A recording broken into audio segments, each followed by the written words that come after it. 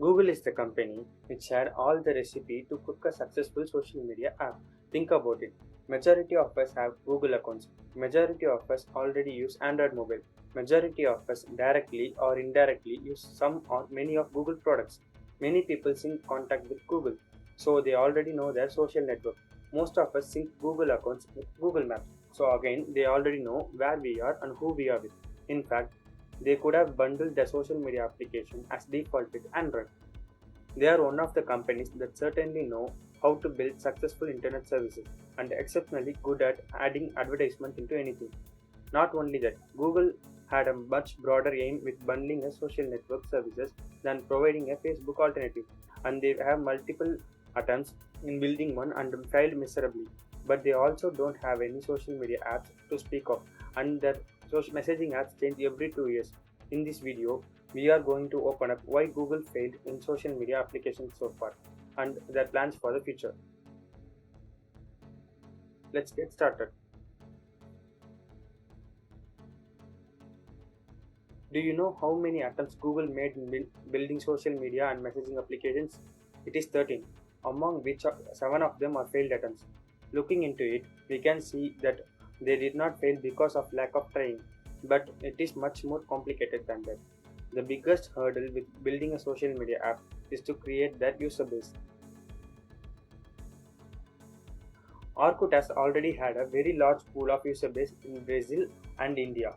Yet Google stopped supporting it heavily in 2011 and finally decommissioned it in 2014. After multiple failed attempts such as Orkut, Latitude, and Google Plus, they have finally released Google Plus, which is a direct competitor to Facebook. By this time, Facebook was available for past 7 years and Twitter was 5 years old. To our surprise, Google Plus has launched the same year as Snapchat, an app that is heavily focused on smartphone users who create videos with all sorts of filters. Even after coming late to the market, Google Plus had its hype. It had attention, but Google didn't really let the users to use it. They made it invite only for a very long time. Even if you got the invite to access it, you will not have people to connect with. Consider being on social media where none of your friends and family were there. YouTube has been successful for them since it doesn't fall completely under social network application, and for some reason they did not decommission it. After all the unsuccessful social media applications, they finally entered into the instant messaging market, in which they are a latecomer again. By the time they entered with Hangouts, WhatsApp was ruling the market. In 2011, even Facebook has realized that they should be launching a separate application for Facebook messages, and this time Google forgot to innovate its messaging app. It was not doing anything new which other applications didn't. Google did not give users a reason to switch. In 2013, people were looking forward to having a secure and encrypted messaging, but no one was providing it, even our newcomer. This time, some Asian apps like WeChat started integrating payment gateway and location based services into their application. They were busy decommissioning old applications and building new ones and bringing in user base. They were late entering into business communications too.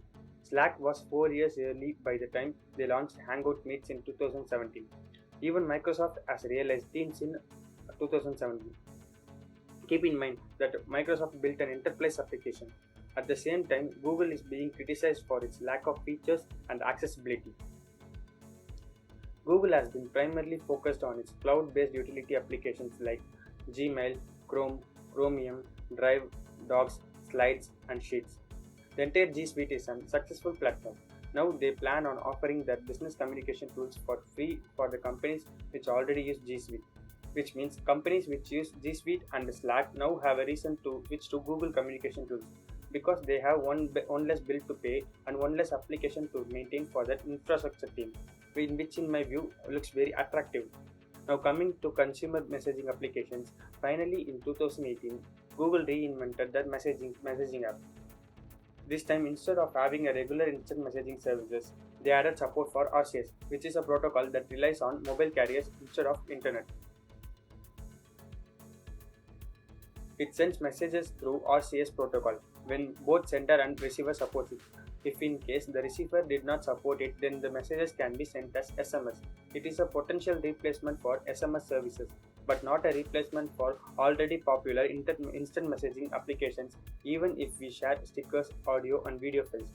Since 2019, months after shutting down Google, they have introduced their new social network called Shoelace, which claims to supercharge your life.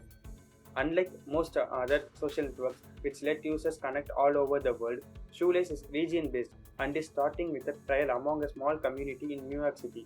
The application is currently available for both iOS and Android, but unsurprisingly, they again made it invite only. I guess they are trying to learn how big a mistake could be by making it again and again. In my perspective, Google as a company has the potential to pull out a successful social network app even in 2021, where the market is crowded with social network and instant messaging applications, but for which they should stay on a single application to build their user base and compete. Let me know in the comments below on whether Google can come up with a successful social network application in 2021. Thanks for watching.